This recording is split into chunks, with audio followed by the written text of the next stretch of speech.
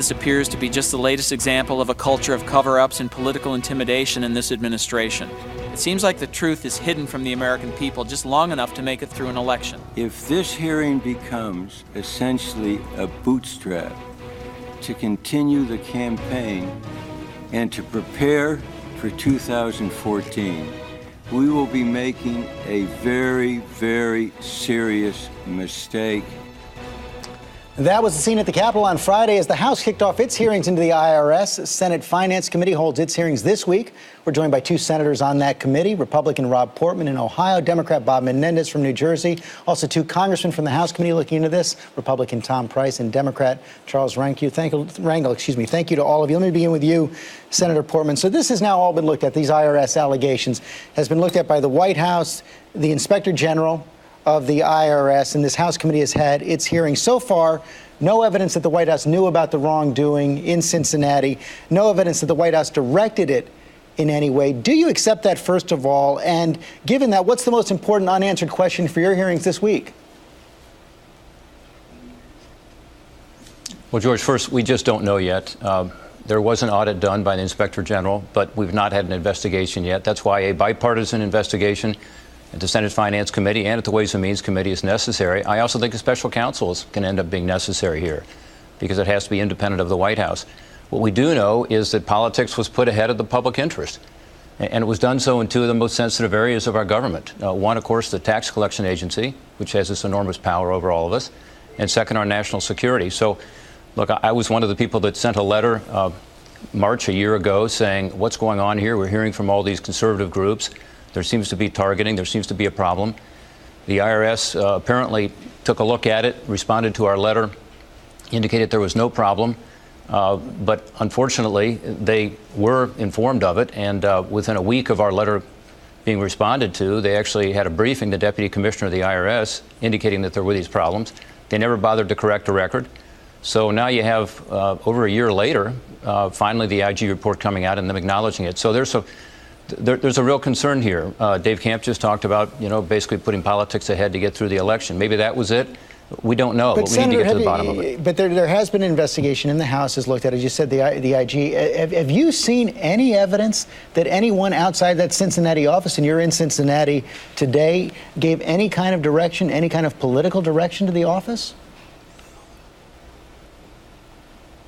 Look, George, we just don't know. We do know that there was a California office involved. We do know that the Washington office was very involved. We knew Lois Lerner was involved. So it wasn't just the Cincinnati office. I just find it very hard to believe that lower-level employees here in Cincinnati, Ohio, took this on themselves, and that it went on for a couple of years without anybody knowing about it. And again, we have information now based on the IG report that, in fact, the Deputy Commissioner of the IRS was made aware of this, at least on May 3rd. I would think before, because he asked his folks to go to Cincinnati to look into it in March of 2012, and yet they responded to a letter from Congress not telling the American people about this a week earlier than that. So it seems to me that there's a lot of issues here we need to get to the bottom of. We need to find out what really happened and ensure that we can begin to regain some trust in our government. That's my concern. Senator Menendez, you just heard a call for a special counsel. Do you think that's necessary? Well, I don't see it at this point. And look, even the chairman of the House Oversight Committee said you don't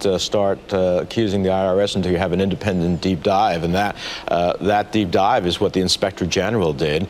And since we've come to know what the Inspector General has said, heads have rolled. There's a new leader at the agency. But I think there's two scandals here.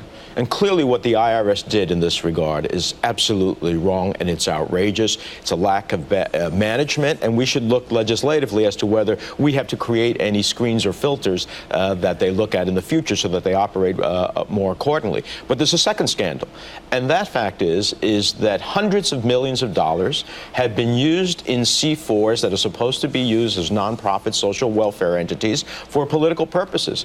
And it's pretty outrageous that the IRS went after small Tea Party groups when Karl Rove is out there saying he's using these C4s to change the outcome of the next election. So I think both of those scandals have to be looked at. Two scandals. Congressman Price, you looked at this in the House Ways and Means Committee on Friday. You asked that question about whether this so-called targeting was illegal. Have you seen any evidence that a crime was committed?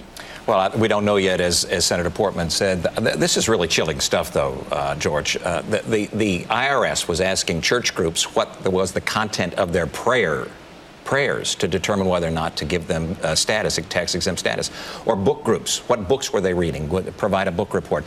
This is just the beginning, and I think it's really important to appreciate what Senator Portman started with, and that was that the IGA report was an audit.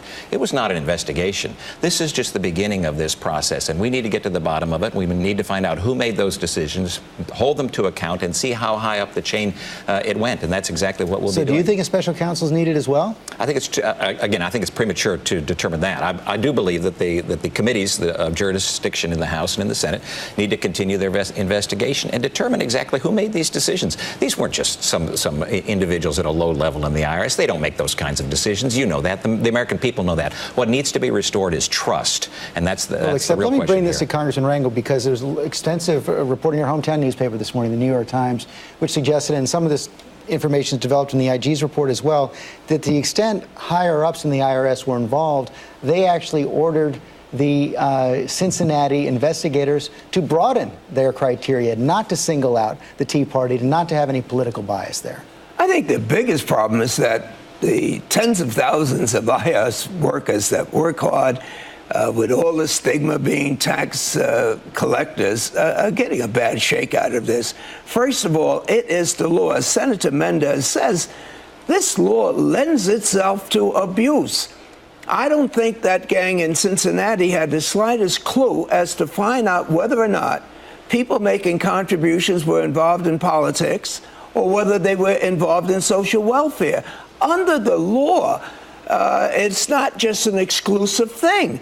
And people were abusing this law. Whether they should have used these buzzwords for conservatives or liberal, it is wrong and outrageous where people are penalized for their political beliefs. But the law has been abused ever since it's been there. Senator Portman, how about that? Are you concerned about that? Both Senator Menendez and Congressman Rangel saying there was a real potential for abuse here that had to be overseen. George, here's the point. We can talk about whether the laws ought to be changed, and yes, I'm for tax reform, but the question is whether there was an unbiased, even-handed enforcement of the laws, and there was not. So to say, gee, maybe we should change the laws, that wasn't the issue here. What was happening in Cincinnati, and unfortunately other places in the country, including, as I said, California, Washington, D.C., was there was a bias. So we can complain about what the law says. This issue is about the enforcement of that law. The American people deserve to know that it's not being biased, that it's even-handed, that it's fair, particularly with regard to tax collection. The power to tax is the power to destroy. You know, Chief Justice Marshall said, and he said it well. So there's no more sensitive area of government, and that's what we need to find out. And by the way, earlier we heard some discussion from Dan Pfeiffer about, you know, whether the IRS is the appropriate body now to look into Obamacare, and he didn't sound very confident. He said, well, we'll have to look into that. So to this point you made earlier about Dan Balz's article in the Washington Post, activist government, big government was promised to be able to deal with these issues, to solve our problems. I do think that's also being brought into question. Let me quickly follow up on that. Do you believe it's appropriate for Sarah Hall Ingram, who is the head of the tax exempt division, now overseeing the president's health care plan, to remain in that position? Well, we don't know enough yet. She apparently was at the tax exempt office heading it up until 2012, which was the period during which this, again, bias targeting occurred that now, everybody agrees was the wrong thing to do and violated taxpayers' rights.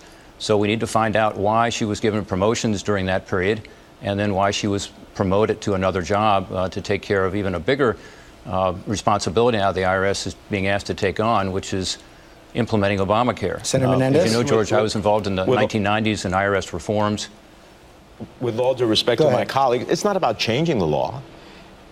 It is about investigating the law to make sure that it's applied appropriately, and where there are hundreds of millions of dollars being used for political advocacy and to determine the outcome of election, and that people can get a tax break on that when they're not supposed to, that should be investigated as well. So we don't need to change the law. We're talking about pursuing the law. And I find it interesting with my colleagues that seem far more interested in investigating than legislating. They only want to investigate certain things, and they only want to pursue these investigations to a very large degree, beyond the IRS, because this is not the only investigation they want, to have a dysfunctional Congress. But given when you have happened- the Heritage Foundation, their action arm saying, don't bring a bipartisan farm bill to the floor because you'll distract from these investigations, the American people want us to see us legislate and solve their But problems. do you believe not that just the spend our American time people, given investigating. what's happened here, the IRS is going to trust IRS oversight of the president's health care plan? Well, first of all, they have a part of the entire Health Care Act, and that oversight will be done by our respective committees, as well as the Health, Education, and Labor Committee. And what's most important is not to have 37 votes in the House of Representatives to repeal the president's health care law, which means 37 votes to stop millions of young people from being on their parents' insurance or being able to have them not be discriminated because of pre-existing conditions. That didn't pursue any effort to improve health care in the nation. Your response, Congressman Price? Yeah, a good attempt to try to change the subject. The fact of the matter is this is about trust. And Sarah Hall Ingram, who was in charge of the tax-exempt division at the IRS between 2009 and 2012, the exact time of this challenge and affront to the American people, is now in charge of instituting and regulating and determining whether or not the IRS is doing the appropriate things as it relates to the ACA, the president's health care law. Remember, the IRS is the enforcement arm for the president's So you think she has health to care law. go? I think she at least has to step back until we get to the bottom of this. Congressman Rangel, you get the last word. There's no Republican agenda except to stop the President of the United States. It just seems to me that there's no evidence that whatever went wrong, it was known outside of Cincinnati. They should have been better trained to deal with a very sensitive piece of legislation that was abused by the left and the right. Gentlemen, thank you all very much. We'll be watching the hearings this week.